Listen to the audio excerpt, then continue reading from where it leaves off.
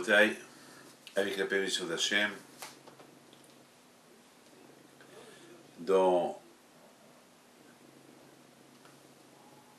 les parachiotes de ces semaines, la Torah nous parle ce qui est interdit de manger, ce qui est permis de manger. La Torah nous parle ce qui est permis de voir, ce qui n'est pas permis de voir. La Torah nous parle de l'importance de la pureté familiale, être saint. La sainteté, c'est pas n'importe quoi. Être un juif saint. C'est quoi être un juif saint? Alors, d'après le Ramban, il dit on peut devenir saint uniquement lorsqu'on fait attention de ne pas trop être gourmand. Ça veut dire, il y a des choses qu'on a la permission de manger. Mais c'est pas la peine de trop manger jusqu'à ce que tu vomis. Par exemple, du vin cachère, il est permis. Tu peux boire. La bocha, elle est permise, tu peux la boire. Mais c'est pas la peine de trop boire jusqu'à ce que tu vomis. Jusqu'à ce que tu as mal à la tête, jusqu'à ce que après tu te lèves pas pour aller à la prière. Après je vais être malade.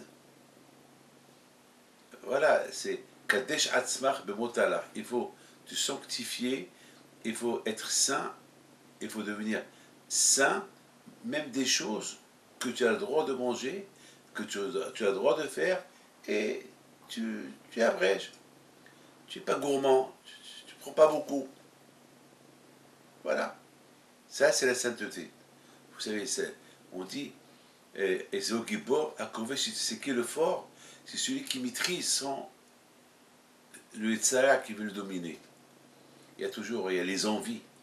Alors, ce qui est le fort, celui qui domine ses envies, ses mauvaises envies. Par exemple, c'est ça la différence entre un homme et un animal. Un animal, il ne peut pas maîtriser ses envies. Regardez le lion, comment il saute sur l'animal, comment il la tue, comment il la mange.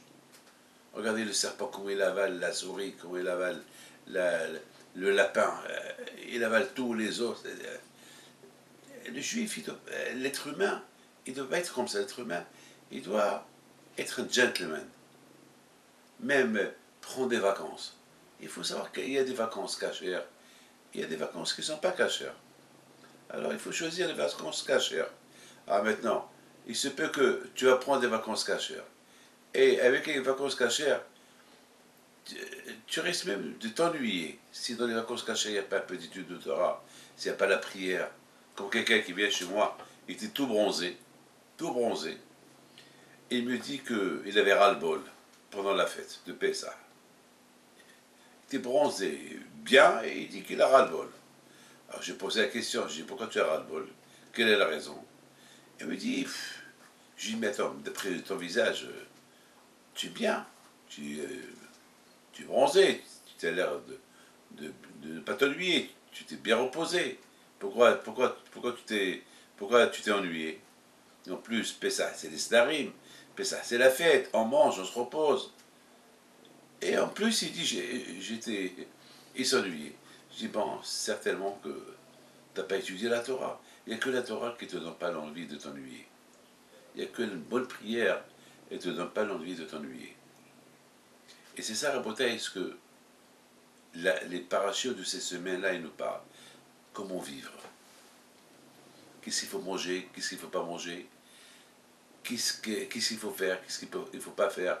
Le plus important est, Hachem il veut, Kedushim Tiyu, Kikadosh Ane Hachem Elokechem. Hachem il veut qu'on soit des gens saints. Il faut, pour être saint, comme je vous ai dit, Hachem nous a donné des éléments, il nous a donné une vie, une conduite, comment se conduire pour être saint. Voilà.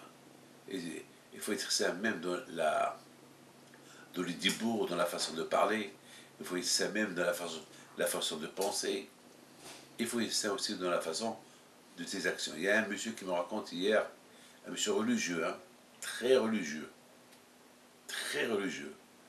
malheureusement, il a trompé sa femme.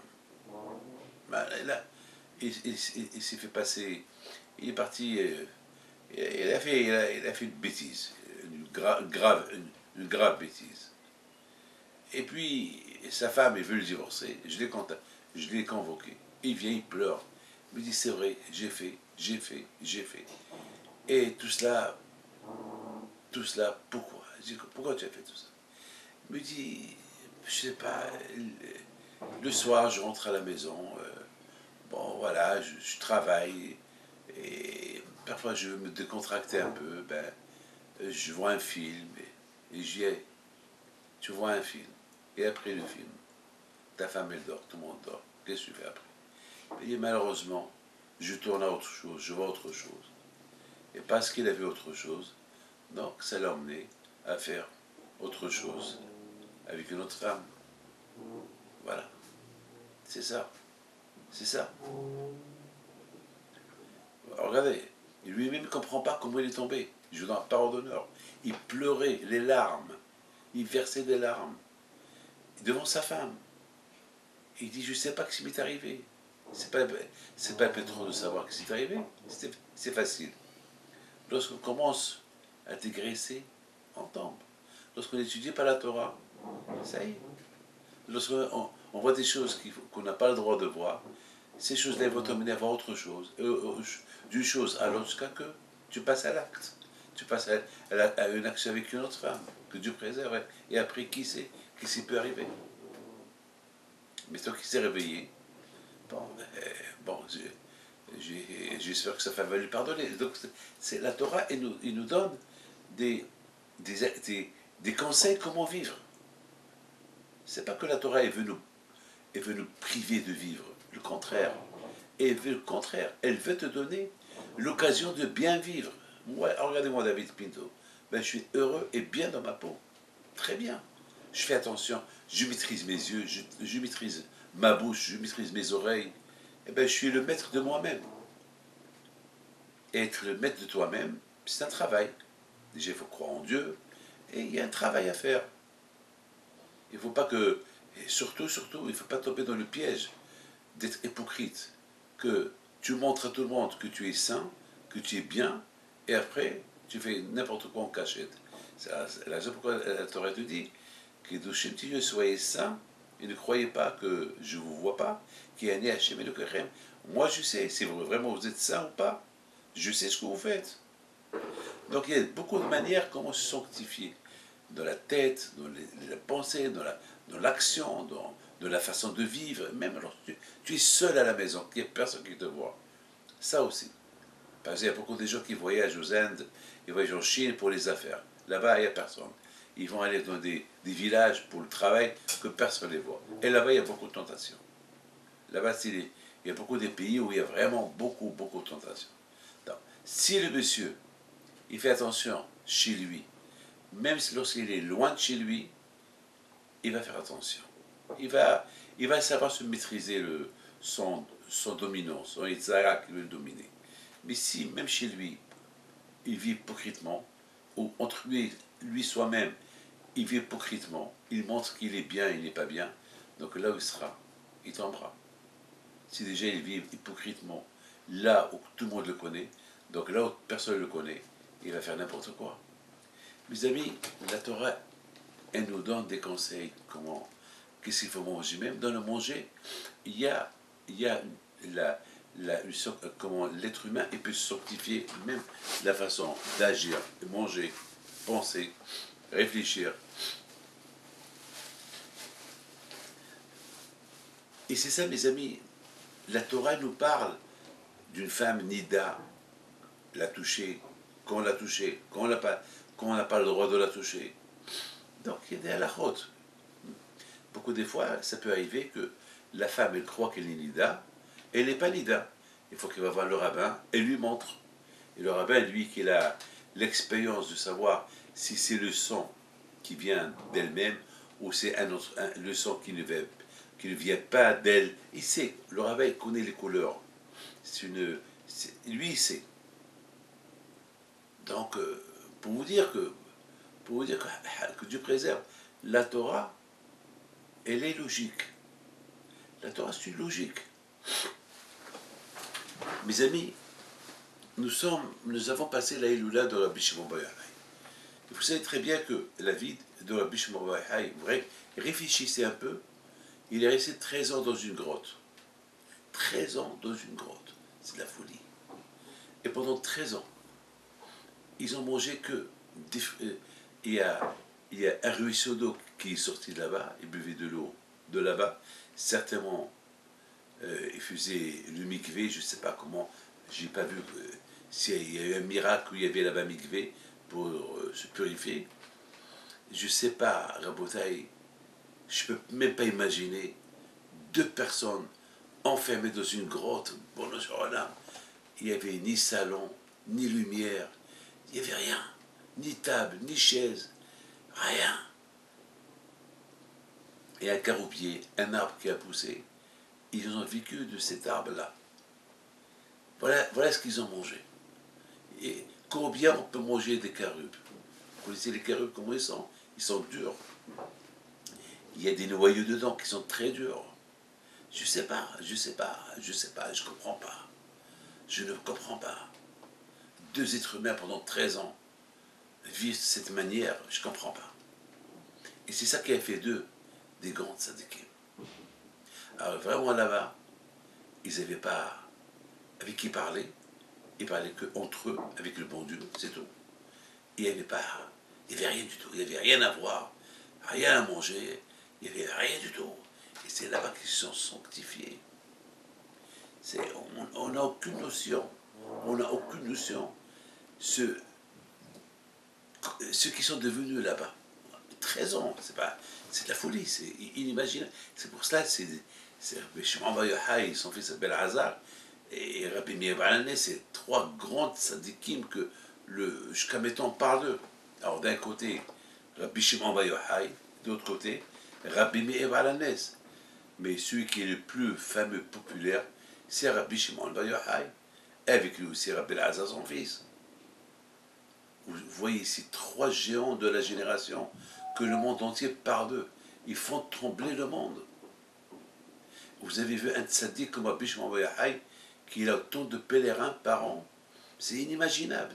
Des centaines et des centaines et des centaines de milliers de personnes qui viennent de tout le monde, du monde entier, à son pèlerinage et pendant toute l'année aussi. C'est inimaginable. Inimaginable. Alors, je voudrais, mes amis, vous raconter une petite histoire. Hachamim, ils disent que lorsque Rabbi Shimon Bar Yochai il est sorti de la grotte, lui et son fils, après 13 ans enfermés là-bas, ils ont dit, bon, maintenant qu'on est sorti, on va faire quelque chose des Tikkun HaOlam. On va faire quelque chose pour le bonheur du monde. Oui, pour le bonheur du monde. Bon, vous savez très bien que on n'a aucune imagination, hein. Aucune imagination qui il était, Rabbi Shimon Bar Yochai. C'est la folie. Alors ça c'est dans la Gemara. C'est dans la Gemara, Shabbat, page 33. Alors, la Gemara dit, puisqu'on a eu un miracle, qu'on a vécu là-bas 13 ans, et pendant 13 ans on a vécu avec de l'eau qui est sortie et les carottes qu'on a mangées, alors on va faire quelque chose pour le bonheur du monde. On va faire une action. Alors, qu'est-ce qu'il a fait Bishmon? Bishmon est parti, il a commencé à voir les endroits où ils sont impurs. Parce que vous savez que les Kohanim n'ont pas le droit de rentrer dans les endroits où il y a des morts. Ils n'ont pas le droit. Là où il y a des morts, il faut éviter. Mais malheureusement, il s'est passé que, avec les guerres qu'il y a eu, il y avait beaucoup d'endroits où on ne sait pas où il y a les morts. Donc les pauvres Kohanim, ils avaient un problème. Alors, ils ne savaient pas, on leur disait ne passez pas par là. Vous savez qu'un Kohen n'a pas le droit d'entrer au cimetière, un Kohen. Et s'il y a des tombeaux, il n'a pas le droit, le Kohen, d'approcher ces tombeaux. Donc, alors imaginez-vous, il y a un chemin, et sur ce chemin-là, il y a un cimetière, et sur ce cimetière-là, ils ont fait un chemin, eh bien, le Kohen n'a pas le droit d'entrer, de prendre ce chemin-là. Alors, comment il va faire? Alors, Bishma Bar Yochai, qu'est-ce qu'il a fait? Il est parti, il a commencé à... Il était un prophète, Bishma Bar Yochai. et lui, il est parti, il a fait un signe où il pense qu'il y a là-bas un tombeau. Donc ça veut dire que maintenant les Kohanim, ils étaient contents. Mais il a dit aux Kohanim, par là, là où vous voyez un signe, c'est là-bas où il y a un tombeau. Ne passez pas par là. Donc ça a soulagé les Kohanim, et les Kohanim, ils ont commencé à aller à gauche et à droite. Alors, donc c'est comme ça qu'il a fait Rabbi Shimon. Ah, mais tous mes amis, et il y a le Ben Ishai, il pose une belle question. Le Ben Ishai, il pose une très belle question. Il dit, je ne comprends pas, je ne comprends pas. Quel est le lien et le rapport? Parce que Rabbi Shimon Bar Yochai, il a vécu 13 ans dans la grotte avec miracle. Alors, il veut faire un tikkun, il veut faire quelque chose de bien pour le monde. Et quoi? Et quoi? Il a dit, puisque j'ai eu un miracle, alors je vais faire quelque chose de bien pour l'humanité. Alors, quelle est la chose de bien pour l'humanité qu'il a fait? Alors, il a fait des signes, les endroits qui sont purs et les endroits où il y avait un tombeau que les ne peuvent pas passer. Alors, quel est le lien? Ça s'appelle, pourquoi ça s'appelle Tikkun Olam, ça s'appelle une réparation du monde. C'est ça la question de. Ah, mais moi j'ai une autre question. La question que moi j'ai, c'est que pourquoi Rabbi Shimon Bar Yochai n'a pas fait quelque chose qui peut apporter un bien à tout le monde, et aux Kohanim, et les Juifs qui ne sont pas Kohanim. Pourquoi il a apporté ça aux Kohanim? C'est ça la question que j'ai. Pourquoi Rabbi Shimon Bar Yochai, il a pensé avec aux Kohanim? Eh ben, il est parti dans les endroits où il y a là-bas un doute, qu'il y a là-bas des tombeaux. Pour les gens, il y a des doutes, alors pour les gens, à cause du doute, ils vont faire des grands tours. Il a fait là-bas des signes. Ici, il y a un Kohen, ici, il n'y a pas de Kohen. Ici, il y a mort, ici, il n'y a pas de mort. Donc, les Kohanim, ils étaient très contents. Ah, puisqu'il y a là-bas, alors on peut, c'est pas de faire tout le tour, on peut passer avec et on évite le tombeau. Pour ne pas que on devienne impur. Donc, il a fait du bien que le Kohanim. Pourquoi pas faire un bien qui peut servir à tout le monde? Je ne sais pas moi. Il y a beaucoup de choses. Je ne sais pas, qu'il apporte, qu'il fait une prière pour que il y aura la pluie pour tout le monde. Bien, c'est un bien aussi. Ou bien, il va faire une prière qu'il n'y a pas de malades, que tous ceux qui sont malades, ben, ils vont guérir pendant 2 3 ans. Et, comme ça, et le Kohanim malade, ils vont guérir. Et les Israéliens malades, les Juifs malades, ils vont guérir. Et tous ceux. Voilà. Pourquoi spécifiquement il a fait ça au Kohanim? Ça, c'est la question que moi je pose. Et la première question que je vous ai posée, c'est la question de Ben Ishai qui pose quel est le lien entre le miracle qu'il a eu et le bien qu'il est en train de faire. Hein, mes amis, j'étais en train de penser comme ça. J'étais en train de penser que finalement, Rabbi Shimon Bar Yochai alav shalom, il faut le comprendre. Rabbi Shimon Bar Yochai, lui, pendant 13 ans, il était dans une grotte. Écoutez bien. Et pourquoi? Parce que les Romains, ils ont voulu le tuer. Donc, il s'est caché pendant 13 ans. Le temps que les Romains l'oublient.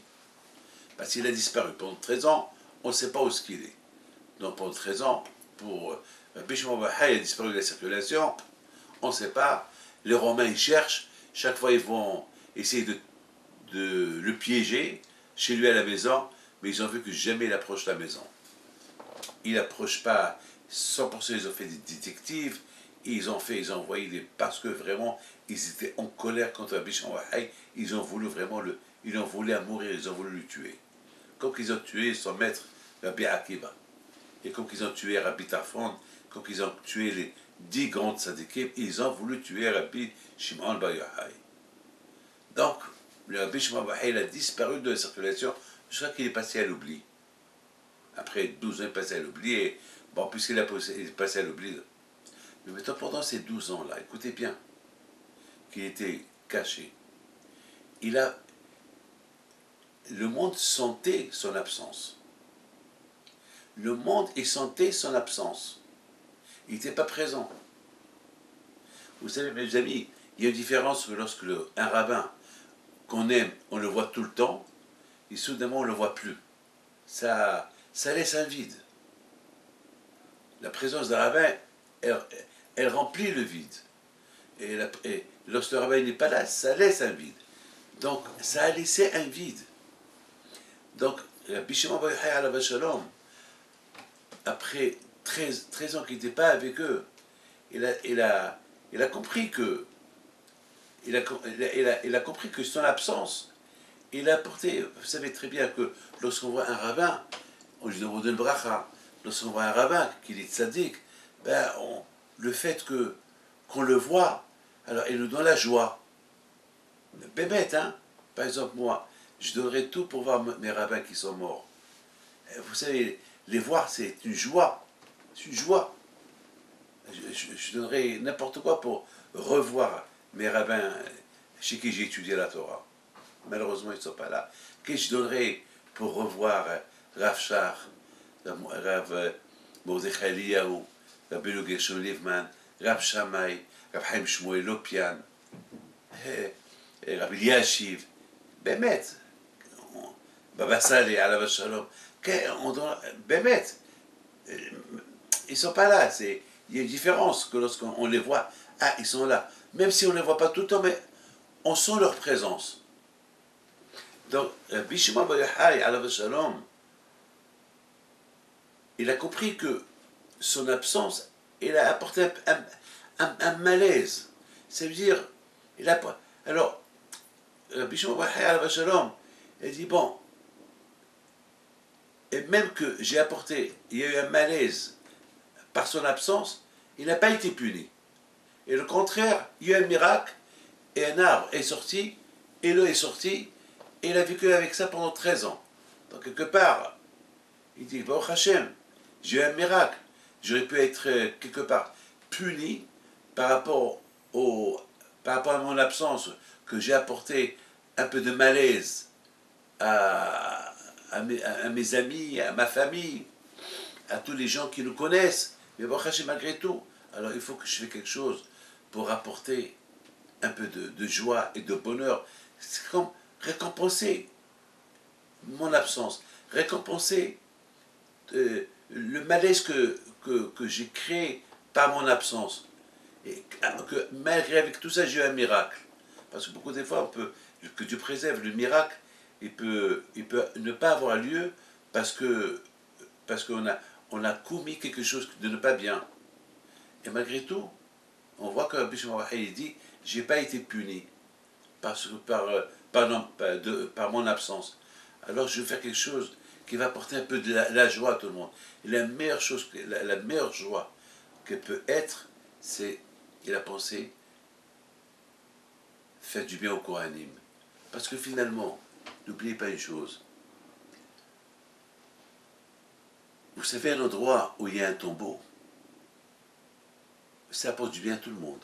Si on sait qu'il y a là-bas un tombeau, alors non seulement les Kohanim, ils vont éviter de ne pas passer par là-bas, ils vont être contents que quelqu'un il a mis là-bas un signe pour ne pas qu'on passe par là-bas, mais ça apporte aussi du bien à des juifs qui ne sont même pas Kohen. Parce que même les juifs qui ne sont pas Kohen, aussi ne veulent pas passer à côté d'une tombe. Ça les arrange. C'est pas qui se lave les mains. Et en plus, entre nous, un juif, le fait qu'un juif voit un Kohen qu'il est content, eh ben, nous aussi on est contents. Lorsqu'on voit un Kohen que chaque fois qu'il devait tourner toute la ville pour éviter de ne pas passer par une rue parce que là-bas peut-être il y a là-bas une tombe, alors il était malheureux. Mais tant qu'on voit le Kohen qui est heureux, oh, grâce à Dieu, je peux passer par là grâce à Rabbi Shimon Bar Yochai, ah ben c'est bien, tant pis. Alors, moi je suis content moi aussi. Le Kohen il est content, moi je ne suis pas un Kohen, je suis Israël. Alors je vois un Kohen qui est content, moi aussi je suis content pour lui. C'est ça, donc vous avez compris pourquoi Rabbi Shimon Bar Yochai il a choisi que faire des signes pour aider les Kohanim,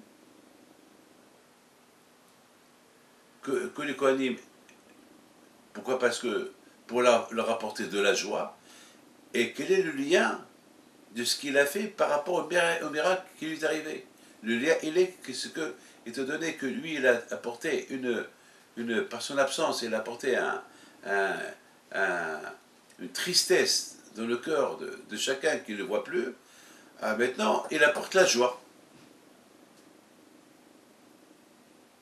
Maintenant, il apporte l'argent. Regardez, rapportez les tzadikim, comment ils ont vécu avant. Les tzadikim, eux, ils étaient toujours concernés par les autres. Toujours, ils étaient concernés. Toujours les tzadikim, ils pensaient toujours, chaque chose qu'ils faisaient, ils pensaient, est-ce que je fais bien, je fais pas bien, je fais bien, je fais... C'est ça, Rabotai, écoutez bien. Dans la paracha de cette semaine, la paracha de Emor, écoutez bien ça. D'ailleurs, c'est la paracha de l'Aïloula de Rabbi Shimon bar Yochai. C'est écrit comme ça. ויאמר השם אל משה לאמור, אמור אל הכהנים בני אהרון, ואמרת עליהם לנפש לטמא בענמיו. Hachem dit à Moshe Rabbeinu, dit aux Kohanim, les enfants d'Aaron, dis-leur qu'il ne faut pas qu'ils deviennent impurs. C'est-à-dire que si quelqu'un est mort, il ne faut pas qu'il le touche. Alors ils peuvent toucher qui? Quel mort ils peuvent toucher? Et la Torah dit, ils peuvent toucher uniquement leur père ou leur mère, ou leur frère ou leur sœur. C'est pour ça que vous voyez aujourd'hui les Kohanim, lorsqu'il y a un mort dans une maison, ils n'approchent pas. Vous avez vu que les Kohanim, ils ne rentrent pas au cimetière. Vous avez vu que jamais les Kohanim, ils vont partir, ils vont faire la levaya, ils vont toucher comment ça s'appelle, le cercueil d'un mort. Vous allez voir que le Kohanim, jamais. Jamais.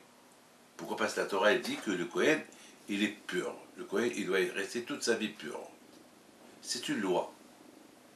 D'ailleurs, même il y a les lois des Kohen, que le Kohen, il n'a pas le droit de marier une divorcée. Alors, et le grand prêtre, le grand Kohen, il n'a même pas le droit de marier ni une divorcée, ni une veuve. Alors que le Kohen, il n'a pas le droit de marier une divorcée, mais il peut marier une veuve. C'est de la folie, ça, c'est la Torah. La Torah, elle a donné des lois spéciaux aux Kohanim. Mais maintenant, vous comprenez très bien pourquoi la Torah, pourquoi Rabbi Shimon bar Yochai alav shalom, il voit que les Kohanim, ils ont une loi spéciale. Une loi de ne pas être impur, ne pas toucher les tombeaux, ne pas entrer au cimetière. Alors, Rabbi Shimon bar Yochai, il s'est dit, bon, eux, ils sont concernés plus que tout le monde. Si je les rends contents en rendant certains endroits purs et certains endroits impurs, en faisant là-bas une marque, un site, il va être content. Alors, puisqu'il va être content, alors ça sera ma joie. Si eux ils sont contents, tout le monde est content. Donc c'est la raison pourquoi Rabbi Shimon bar Yochai a choisi cette mitzvah-là. Ça s'appelle Tikkun HaOlam. Pour une réparation il a dit, puisque j'ai eu un miracle, alors je vais faire quelque chose. Ça veut dire, c'est quoi le miracle que le bon Dieu ne m'a pas puni parce que je me suis privé de mon absence, parce que j'ai causé un malaise chez les Juifs, parce que j'étais disparu. Ils ne savaient pas où j'étais. Ils avaient de la peine pour moi. Donc Baruch Hashem, je n'ai pas été puni à cause de ça. Et non seulement je n'ai pas été puni, j'ai eu un miracle, et j'ai eu de l'eau par miracle, et j'ai eu un caroubier par miracle, et j'ai eu grâce à eux pendant 13 ans, alors je fais un bien pour eux. Alors on a posé la question, à cause de ça, il a fait ce qu'il a fait. Il a dit, maintenant, puis je n'ai pas été puni par rapport à ça, par rapport à mon absence, parce que je vous ai expliqué que la présence d'un tzaddik, elle apporte du bien à tout le monde. Et lorsque son absence a porté un malaise à tout le monde, alors, et malgré tout, il est resté vivant, il a dit, maintenant, je vais faire quelque chose qui va apporter le bonheur et le bien pour le monde. Quoi? Il a choisi purifier les endroits purs où il n'y a pas de doute que le Kohen, il peut passer par là-bas. Il n'y a pas de mort là-bas. On a posé la question, pourquoi il a pensé que Kohanim, pourquoi il n'a pas pensé à d'autres personnes? On a répondu que la joie qu'on peut apporter au Kohen, elle est importante. Parce que les Israéliens, les Juifs, ils peuvent rentrer au cimetière. Ils peuvent faire n'importe quoi. Ils peuvent toucher les morts, ils peuvent laver les morts, alors qu'on ne peut pas. Donc, apporter la joie à un Kohen pour lui dire, voilà, par là tu peux rentrer, par là tu ne peux pas rentrer, au lieu de faire tout le tour de toute la ville, et tu lui évites cette souffrance-là, tu lui apportes une joie. Et on lui apporte une joie, tout le monde est content qu'il est content. Puis tout le monde est content qu'il est content, c'est la chose. Ça c'est, voilà, vous voyez, C'est la raison pourquoi c'est extraordinaire. Cette semaine, c'est la Iloula de Rabbi Shimon Bar Yochai, et c'est la paracha de cette semaine. C'est ce qu'on est en train de lire ici en France. En France et dans le monde entier, c'est de la folie. C'est-à-dire que Rabbi Shimon Bar Yochai Alav Shalom, il a apporté un bien au Kohanim. Ah, maintenant, mes amis, je voudrais vous poser une question sur la paracha de cette semaine. Donc, vous voyez que depuis Pessah jusqu'à maintenant, et toutes les parachutes de Vaïkra, ça parle des conseils, comment le juif il va être saint, comment le Kohen il maintient sa sainteté, qu'est-ce qu'il faut faire, qu'est-ce qu'il ne faut pas faire, le juif qu'est-ce qu'il mange, qu'est-ce qu'il ne mange pas, qu'est-ce qu'il touche, qu'est-ce qu'il ne touche pas, qu'est-ce qu'il voit, qu'est-ce qu'il ne voit pas, les lois respectées en Israël, la Shemitah, des choses extrêmes pour sanctifier le corps de la personne. Et presque pour... C'est Rabbi Shimon Bar Yochai est devenu un géant de la Kedusha, parce qu'il a sanctifié son corps. Il a fait attention de quoi utiliser. Il faut savoir que le corps, il doit être un corps de Torah. Et pour que le corps, quand on dit « Betoratecha bedor me'ai » et ta Torah, elle est dans mes entrailles, ta Torah, elle est dans mon ventre. Comment ta Torah, elle est dans mon ventre? Là, je respecte ce que je mange pas. Donc c'est mes entrailles qui respectent la Torah. Donc mes entrailles deviennent Torah. Mes entrailles, ils savent, ils mangent ce que la Torah leur permet, ils ne mangent pas ce que la Torah leur interdit. Il y a une fois, il y avait un monsieur qui a apporté de la bourra à mon père, et dans cette bourra, il y avait là-bas des moucherons. Et ce monsieur qui l'a apporté la bourra, et il était un peu, voyait pas bien. Et mon père aussi voyait pas bien. Et je ne sais pas ce qui s'est passé. Il s'est passé que mon père, Alav Shalom, il n'a pas bu. Je sais comment je suis venu. Et je dis à papa, alors combien de verres tu as bu? Mais je n'ai pas encore bu. Et je remarque qu'il y a des petites taches noires dans le verre. J'approche, je vois qu'il y avait là-bas comment ça s'appelle, des moucherons. Je dis, papa, t'as pas vu? Il m'a dit, j'ai pas vu. Ben, je lui ai dit, t'as bien fait que tu n'as pas vu parce qu'il y a ici des moucherons. Et chaque moucheron qu'on boit, on mange, on a fait 5 fautes. Regardez, parce que mon père, c'est un tzaddik, et mon père fait attention à ce qu'il mange, alors que je il a fait attention à ce qu'il mange, ce qu'il va boire, ses entrailles eux-mêmes, ils l'ont empêché de ne pas boire, parce que ses entrailles, ils ne veulent pas du non-cachère, ils ne veulent pas du moucheron dans leur ventre, dans le ventre de papa. C'est la folie, c'est... Le Sachem, il voit que tu fais attention à ce que tu manges, et ce que tu vois, et ce que tu entends, alors le bon Dieu va t'éviter de ne pas voir de mauvaises choses, de ne pas boire ce qui n'est pas bien, et le bon Dieu va t'éviter de ne pas entendre ce qu'il ne faut pas entendre, et tu ne vas pas manger ce qu'il ne faut pas manger. Une fois, Hafetz Haïm Alav Shalom, lorsqu'il était vieux, il n'entendait pas beaucoup. Alors lorsqu'on lui parle, il faut crier. Alors, une fois, pour rigoler, il a dit aux gens autour de lui, Baruch Hashem, grâce à Dieu, que je n'entends pas très bien, parce qu'au moins, je n'entends pas le lâchon là, au moins, à ma vieillesse, je n'entends pas ce qu'il ne faut pas entendre. Regardez-moi ça. Alors qu'il y a des gens, lorsqu'ils n'entendent pas, ils vont tout faire pour entendre, et lui, il était content qu'il n'entend pas. Ah, mes amis, je termine ce cours de Torah avec une petite question que je vais vous poser. Pourquoi la Torah, elle dit que le Kohen, il ne faut pas qu'il devienne impur avec des gens. Il peut devenir impur uniquement à ses proches. Son père, sa mère, son frère, sa sœur. Ça veut dire, le Kohen ne peut pas être impur avec n'importe quel juif, mais il peut être impur, ça veut dire qu'il ne faut pas qu'il touche les morts des juifs, il ne faut pas qu'il les lave, il ne faut pas qu'il les approche, il ne faut pas qu'il entre au cimetière, il ne faut pas qu'il... C'est l'impureté, mais il peut toucher son père mort, sa mère si elle est morte, son frère ou sa soeur s'ils sont morts. Là, il peut devenir impur. Ça veut dire qu'il ne peut pas être impur, il ne peut pas toucher les morts, des morts juifs, sauf sa propre famille qui peut toucher. Son père, sa mère, c'est tout.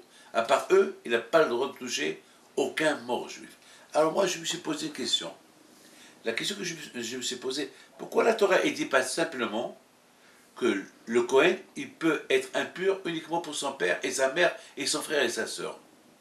Et moi je comprends qu'il ne peut pas devenir impur pour d'autres personnes qui sont nous les juifs. Il ne peut pas. Alors pourquoi la Torah est dit que le Cohen, il n'a pas le droit d'être impur avec les juifs, sauf son père, sa mère, son frère et sa sœur. Que la Torah elle me dit, le Cohen ne peut pas être impur à son père, sa mère et sa sœur. Et moi je comprends que la Torah elle a précisé que le Cohen il peut être impur, il peut toucher son père s'il est mort, il peut toucher sa mère si elle est morte, son frère et sa sœur, et je comprends de là qu'il n'y a que eux qui peuvent toucher, pas les autres. Alors pourquoi la Torah elle me dit que les nefesh l'itama be'amav, le Cohen il n'a pas le droit d'être impur, il n'a pas le droit de toucher les morts des autres s'ils ne sont pas de sa famille, s'ils ne sont pas des Kohanim. Voilà la question. Voilà la question. Pourquoi la Torah, on sait que la Torah elle raccourcit. Pourquoi la Torah dit les nefesh l'itama be'amav, qui nish'era karovelav. Non, la Torah dit que le Kohen il peut être impur, il peut toucher son père, ou sa mère, ou son frère, ou sa sœur, ou son frère, voilà, parce que eux, c'est ses proches. Mais d'autres, je comprends que d'autres qui ne sont pas ses proches, il n'a pas le droit de toucher. Puis la Torah, elle a dit, voilà, la Torah, elle a précisé son père, sa mère, son frère, sa sœur, et son fils ou sa fille. Voilà. Et c'est sûr qu'elle est vierge, qu'elle n'a pas été mariée avec un autre. Il peut être impur. S'ils sont morts, il peut les toucher. Pourquoi? Alors, Raboutaï, je termine mon cours avec cette belle réponse que j'ai pensée. Vous savez très bien que le rôle des Kohanim, c'est d'aimer les prochains. Le rôle des Kohanim, c'est d'enseigner la Torah. Le rôle des Kohanim, c'est d'être mélangé avec tous les Juifs, les aider. Yoru mishpatecha li Yaakov. Il faut du hesed. Et le meilleur hesed, le meilleur bien qu'on peut faire, rien qu'à un mort. Lorsqu'un mort il est mort, on lui fait du hesed, on l'accompagne à sa demeure, on le lave, on l'habille, on le met dans le cercueil, on l'enterre. C'est la meilleure mitzvah, c'est une belle mitzvah. D'ailleurs, on dit qu'il y a beaucoup de mitzvot, c'est ce qu'on appelle met mitzvah. Il y a une grande mitzvah de faire du hesed à un mort. Le vrai hesed, c'est lorsqu'on fait avec un mort. Pourquoi? Parce qu'on fait du bien à un vivant, on a toujours un intérêt. On dit toujours, ben, ce vivant-là, je fais du bien, comme ça demain va me faire un bien. Mais lorsqu'on fait un bien à un mort, il n'y a rien à s'attendre de lui. Il n'y a rien à s'attendre de lui, parce qu'il est mort. Il ne va jamais te rendre un service. C'est la raison pourquoi Shlomo Melech dit, c'est bien d'aller, si tu as une mitzvah à faire, tu as un mariage, tu as une brit mila, tu as une bar mitzvah, et il y a un mort. Aller présenter condoléances à un mort. Quelle mitzvah il faut choisir? Et Shlomo Melech dit, la meilleure mitzvah, c'est va présenter condoléances à un mort. Parce que là-bas, il n'y a pas de retour. Lorsque tu vas à un mariage, tu vas à un mariage parce que toi aussi tu penses que si tu maries un de tes enfants, ils vont te rendre la visite. Tu vas à une bar mitzvah parce qu'il y a toujours un intérêt. Il y a à manger là-bas. Il y a à avoir des copains. Il y a à danser. Il y a la musique. Il y a une brit mila séparée. Il y a à manger. Et en plus, il est venu chez moi une fois, moi aussi je vais chez lui. Mais à mort. Tu ne vas pas dire, ben, je vais aller présenter condoléances comme ça si moi il m'arrive quelque chose, que Dieu préserve. Lorsque tu vas présenter condoléances à quelqu'un, tu vas vraiment parce que tu n'attends pas de retour lorsque tu vas présenter condoléances à quelqu'un ou tu vas faire la lévaïa à quelqu'un. Il n'y a pas de retour. Donc, tout ce qui concerne les morts, il y a du hesed. Étant donné que les Kohanim, le rôle à eux, c'est de faire du hesed, faire du bien.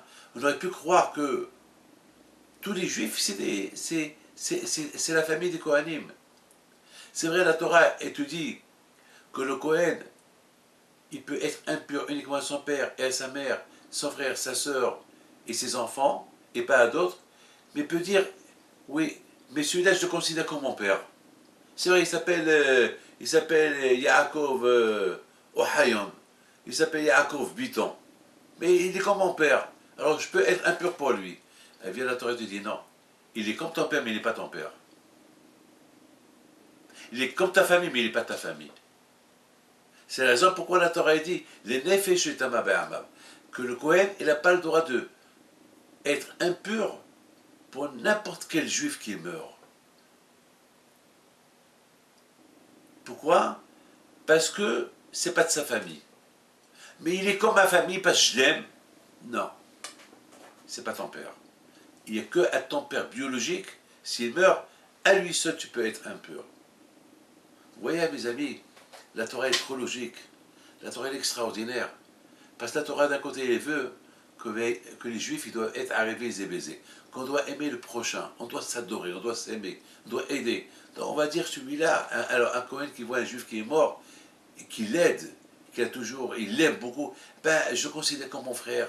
Alors puisque la Torah dit qu'à mon frère je peux être impur, je peux le toucher, lui aussi il est comme mon frère, je peux le toucher. Non, la Torah dit non. Il est comme ton frère, tu l'aimes comme ton frère, mais il n'est pas ton frère. Toi tu es Cohen et lui il est Israël. C'est ça la beauté et la logique de la Torah. Vous comprenez très bien maintenant le bien que Rabbi Shimon Bar Yochai a fait à tous ces Kohanim là, que les pauvres, ils ne peuvent pas passer par là, ils ne peuvent pas rentrer par là, parce qu'ils ont un doute qu'il y a là-bas un mort. Et il y a là-bas un corps d'un mort qu'il est enterré là-bas. Et vient Rabbi Shimon Bar Yochai, il fait des signes. Là, tu peux passer, là, tu ne peux pas passer. Donc ça apportait la joie à tout le monde. Et en apportant la joie aux Kohanim, ça apporte la joie à tous les Juifs. Parce que tous les Juifs ils sont contents de voir les Kohanim qui sont contents. Donc quelque part, Rabbi Shimon Bar Yochai, il a fait un tikkun ha'olam, il a fait quelque chose qui a apporté du bien à tout le monde. Parce que n'oubliez pas une chose, l'impureté, je termine mon cours comme ça, l'impureté, c'est contre la construction du monde.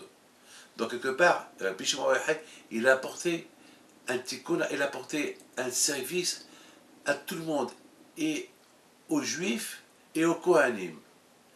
De savoir que là il y a la pureté, là il n'y a pas la pureté, là il y a un corps enterré, et là il n'y a pas de corps enterré. Donc même les Juifs qui veulent éviter les endroits où il y a là-bas un mort, même qu'ils ont le droit, mais après il faut qu'ils se lavent les mains, et parce qu'ils sont impurs. Lorsqu'on rentre au cimetière, il faut qu'on se lave les mains après, parce qu'on a touché les tombeaux. Donc quelque part il a apporté il a apporté un bien et aux Kohanim et aux non-Kohanim. Et surtout, pour lui, il était content parce qu'il n'a pas été puni. Parce qu'il a dit, parce que mon absence d'être parmi mes frères, ça a apporté un malaise. Donc, lorsqu'il y a un malaise dans le service d'Hachem, c'est contre le tikkun ha'olam. Ça fait pas du bien pour le monde. Mais maintenant, alors c'est la raison, il a dit maintenant je vais faire quelque chose qui va apporter un bien pour le monde entier. Et surtout pour Hachem, j'ai pas été puni. Puis j'ai pas été puni par mon absence, alors il faut que je fasse quelque chose de bien pour tout le monde. Voilà mes amis, que le zéro de Rabbi Shimon Bar Yochai il soit avec vous et que Hachem vous donne à vous tous. Baruch Haba Tzlacha Mikei Ratzon.